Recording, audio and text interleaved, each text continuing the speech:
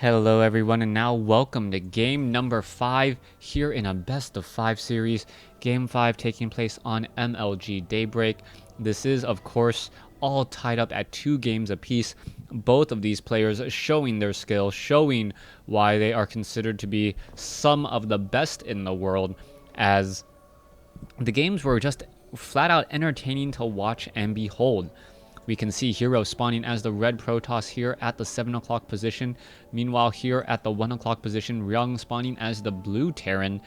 Terran versus Protoss, I would be surprised if the races in this matchup changed at all, as we are now looking to go to a final best of 1 after both of these players have each taken 2 games apiece.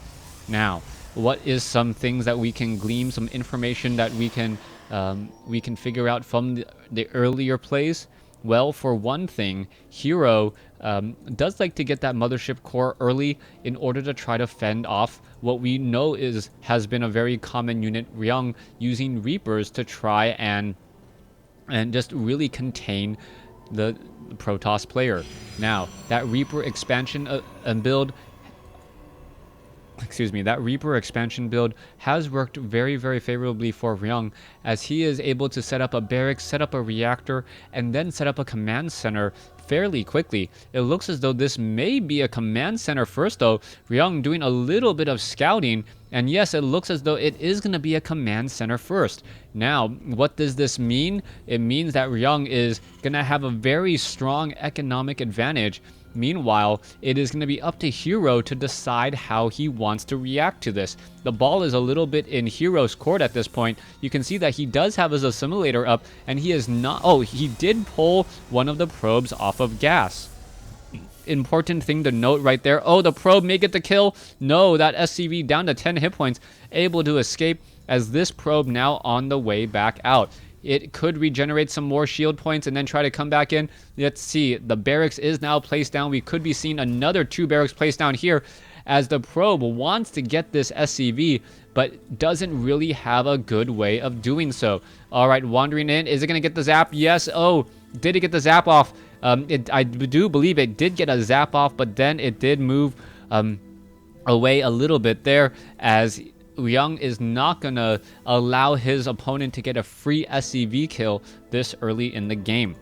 Hero, seeing that 17/24 supply, does have 2 workers on the assimilator here. Gonna set up another assimilator, as the cybernetics core is about 40 to 50% done. Once that cybernetics core is up, you gotta imagine warp gate tech is on its way, and then we go into the critical 3rd building for Protoss. If you see an extra gateway, you know that there's going to be a lot more gateway units.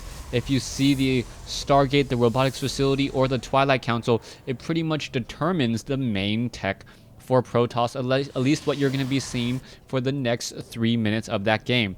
Always very important to know what your opponent is doing, what your opponent has in store for you, so that you can try and build the necessary response units. Ryung going for that standard mass marine strategy after opening up with the command center first. It makes a lot of sense, as the Marines are very versatile units, able to attack both land and air units while not taking a large amount of gas, which Ryung currently doesn't have any of yet. Double refineries coming into play right as I mentioned that, as we're looking at a 36 supply to a 30 supply advantage for Liquid Hero. Now, you can see 16/24 workers here, the rally point already making its way over to the natural expansion.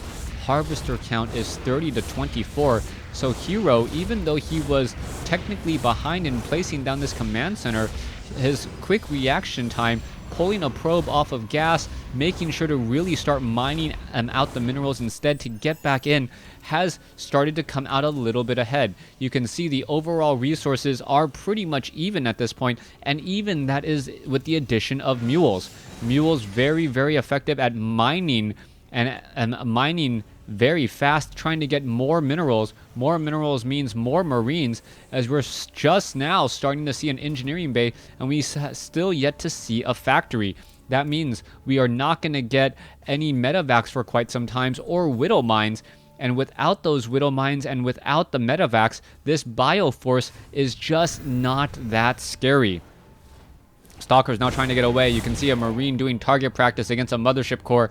However, the Mothership Core wins that target practice fight without very much effort. 9 Marines at this front door here. They could be jumping inside that bunker. SCV is now doing a little bit of scouting as we are looking to see what Hero is going to be doing for a follow-up play.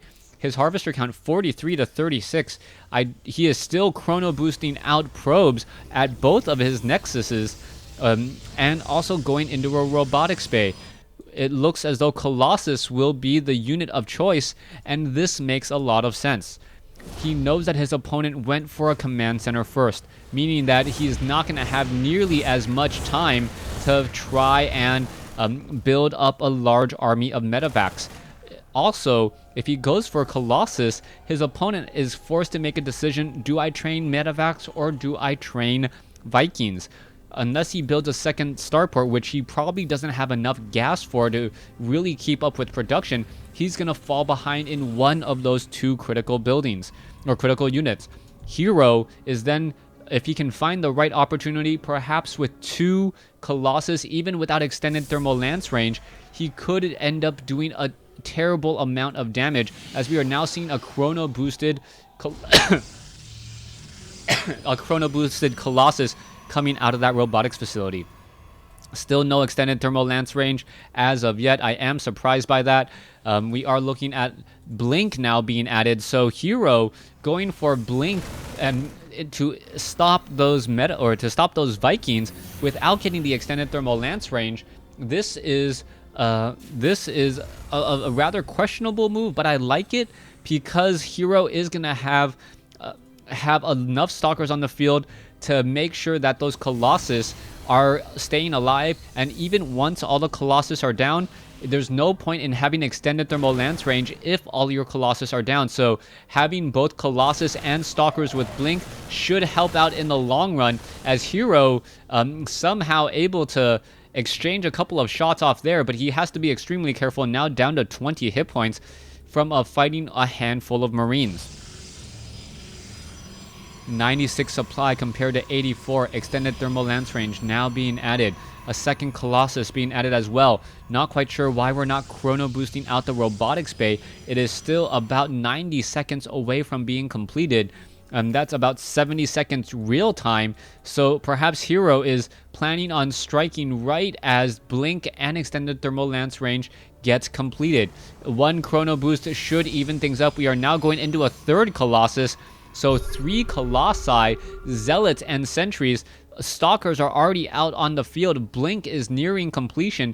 Level 1 weapons upgrade nearing completion. And we're still not seeing a chrono boost onto that robotics bay, even though there's plenty of energy. Alright, the timing on this could be questionable. Perhaps hoping to really get that 3rd Colossus into position. It is more important to have 3 Colossus without extended thermal lance range than 2 Colossus with in most times, just because the amount of damage that can be done. Alright, the Stalkers are simply walking up this ramp here. You can see reinforcements now coming in from the far side. The Stalkers are already have Blink, and we are going to be going into a bit of an engagement. The SCV does get taken down. Extended thermal lance range about 5 seconds away from being completed. The Hellbats are right there as well, and the Stalkers are just going to shoot up onto the high ground and just get some free shots here. Now that the rest of the units are now down here on the low ground, the Colossus can try to join in on the fight. Now Blink back. The Colossus do have extended thermal lance range. What are they trying to do? They should be taking down the bunkers here. There's some force field as the Hellbats are stuck in a bad position once more. Zealots now trying to engage here as the Guardian Shield really making it difficult. The Colossus going to get some easy shots as we are now looking at an engagement here. So far, 3 Colossus, the Marauders and the Marines trying to engage. No force field on the ramp. SCVs being brought over. Ryung has to be very careful. Every minute that those SCVs are not mining is 1,000 resources lost.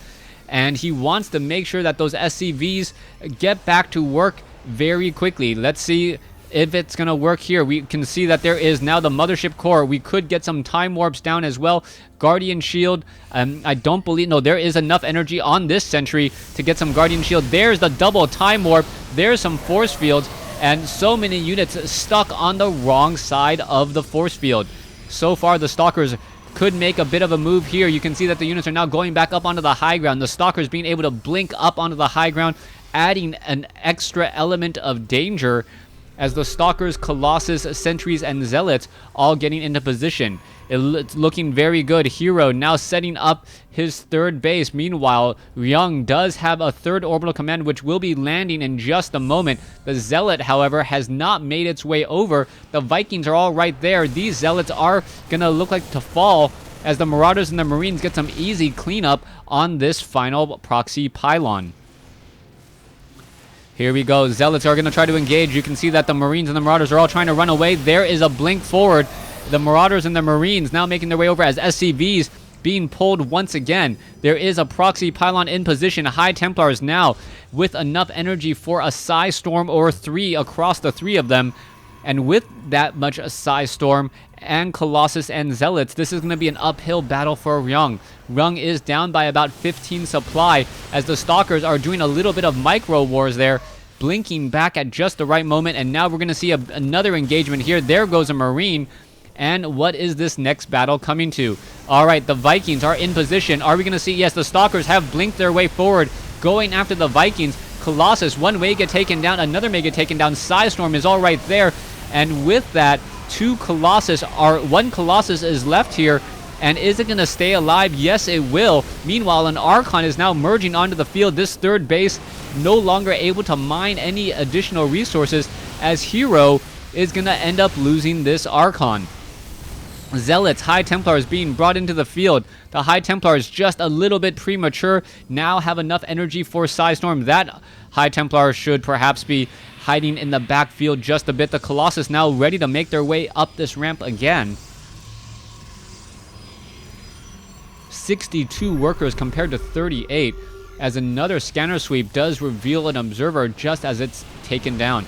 All right, the orbital command taking a lot of damage, down to 90 hit points, down to 26, down to 7, and it does get shot down there. It looked like it would have been out of range, but not the case as the Guardian Shield and Archons are coming in. A beautiful Psi Storm there blinking to the side, and Ryung, this game doesn't have the magic, unable to come out ahead, and Hero bringing in a Manor Nexus right there, and there is the GG by Ryung. Liquid Hero coming out 3-2. Thanks for watching. Thanks for listening. Hope you guys enjoyed this best of 5 series.